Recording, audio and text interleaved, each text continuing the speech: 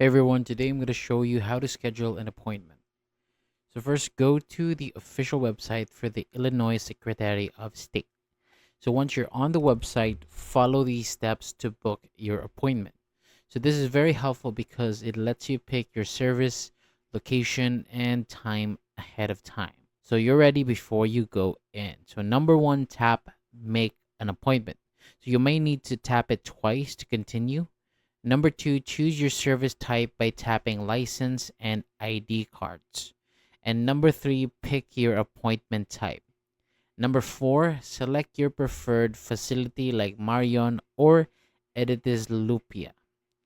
And number five, choose a date and time, then tap next. And number six, enter your customer information, including your first and last name, email address, a mobile phone number, and confirm your phone number. And lastly, tap next and confirm your appointment. And that's it. Your appointment is now ready and is now scheduled. So thank you so much for watching, and for more videos like this, hit the subscribe button.